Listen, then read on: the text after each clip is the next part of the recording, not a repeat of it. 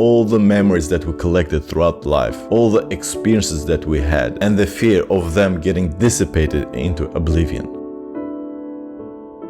There are a lot of things in life that we refuse to live without. Maybe a comfortable bed or a luxurious car, or maybe even a parent, a spouse, a child. Many things that we are attached to because we define ourselves as being someone who owns all of those things, a part of ego identification. But the most precious thing that we cannot live without is life itself. And it's of course understandable for many, but why? We all know that life will come to its end at some point. So a better perspective would be, as we get closer to that ending, is to try detach ourselves from this physical form. So when the show is stopped, the last breath can be effortless.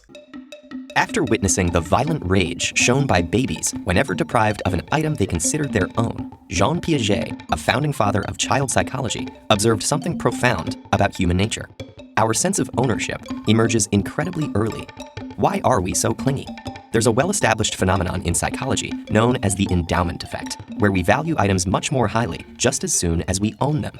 Ownership is directly correlated to the sense of power that we have. The more you own, the more power you have, the more status you govern in society. And because our evolution demands us to become better, improving the survivability and becoming the apex of hierarchy, we're naturally drawn to accumulating things, people, and making us to feel good by increasing the sense of worth. So it's no surprise that it's programmed in us to own things, which is also very interesting to observe from a philosophical perspective, how children become copycats of adults since the first day. As they grow older, they adapt and they develop the sense of ego. Remember, the ego is the manifestation of all selfishness and has a lot of sneaky ways to show its face. Some of them very atrocious, others mildly damaging. In one famous demonstration, students were given a choice between a coffee mug or a Swiss chocolate bar as a reward for helping out with research.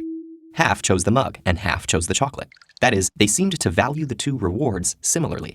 Other students were given a mug first and then a surprise chance to swap it for a chocolate bar, but only 11% wanted to. Yet another group started out with chocolate, and most preferred to keep it rather than swap. In other words, the students nearly always put greater value on whichever reward they started out with. It's very important to recognize your attachment to things, and it's not always about the worth. It can be an old jacket that you had for several years, or it can be something that your grandmother left for you, like an antique piece of wood that you attach yourself to as a memory for your granny. And although it lays around somewhere in the dark place collecting dust, you wouldn't even convince yourself to get rid of that stuff because it takes up a lot of space. That attachment becomes a part of who you are. Attachment is a psychological phenomenon. Just because you think that your fingers are attached to your body doesn't mean that you should grieve if you lose them. The same way goes ideas and objects that you own. Getting rid of them would mean a part of your ego has to die. Part of this has to do with how quickly we form connections between our sense of self and the things we consider ours. That can even be seen at the neural level. In one experiment, neuroscientists scanned participants' brains while they allocated various objects either to a basket labeled mine or another labeled Alex's. When participants subsequently looked at their new things, their brains showed more activity in a region that usually flickers into life whenever we think about ourselves. Another reason we're so fond of our possessions is that from a young age, we believe they have a unique essence. Psychologists showed us this by using an illusion to convince 3 to 6-year-olds they built a copying machine, a device that could create perfect replicas of any item. Of course, as we evolve, we can teach our children to not become possessive of stuff that don't have any severe implications in their lives, don't play any roles in their development. And this is where the consciousness comes into the picture, where you become more developed psychologically, when you have met all your basic needs, that you can refrain from the game of ownership, that you can become a minimalist in your attitude. And this is only possible as we step out from the more primal ways of living. When offered a choice between their favorite toy or an apparently exact copy, the majority of the children favored the original. In fact, they were often horrified at the prospect of taking home a copy. This magical thinking about objects isn't something we grow out of. Rather, it persists into adulthood while becoming ever more elaborate. The power of ownership, the sense of building your ego around the things that you own, becomes even more so obvious as you grow older and have more things to lose. Unless you pull the brakes early on and try to understand why you are so attached to things around you and become self-conscious, trying to get rid of that hoarder mentality. This is why when old people pass away, you can find a lot of junk in their homes. They have a hard time of letting things go, and you can almost guess that their last days were spent in agony. If the attachment to material things is so prevalent, then you can bet your ass that they couldn't accept the thought of letting their life go. For example, consider the huge value placed on items that have been owned by celebrities. It's as if the buyers believed the objects they'd purchased were somehow imbued with the essence of their former celebrity owners. For similar reasons, many of us are reluctant to part with family heirlooms, which help us feel connected to lost loved ones.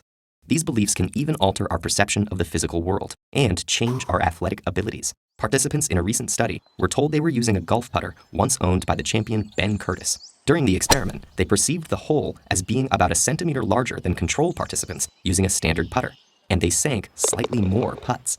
As we were discussing before, the old things can remind you of people that were in your life, and you keep them around as memory, as a symbol for something that you had before. You see, the single most thing that defines a person is his or her memories. Without memories, we're nothing. We're a blank slate, or at least it's what people think. Personally, I think it would be the best way to fall into an eternal sleep by first erasing the memories. It's not the body that we're afraid of losing, it's the idea that we represented. All the memories that we collected throughout life, all the experiences that we had, and the fear of them getting dissipated into oblivion.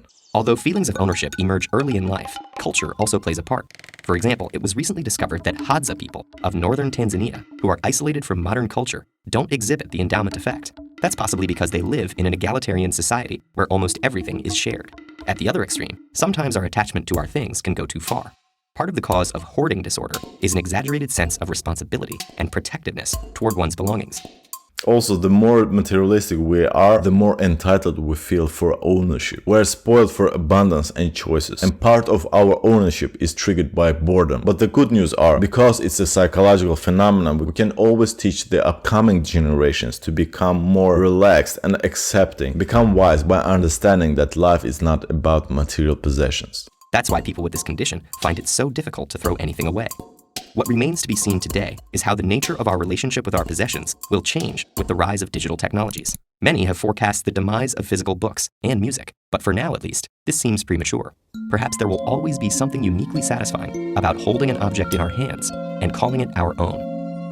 The reality is, material possession is nothing compared to the ideas that we hold very dearly and cannot live without. The ideas about who we represent, who we should love and admire, or even possessing people that we feel entitled to. The most precious thing that we have this life is one thing that we cannot live without. And in my opinion, if we can teach ourselves to let go, to pontificate about death and why it's a natural part of life, then, only then we can recognize the true beauty of life and make everything in our hands in order to experience it. What is one thing that you cannot live without?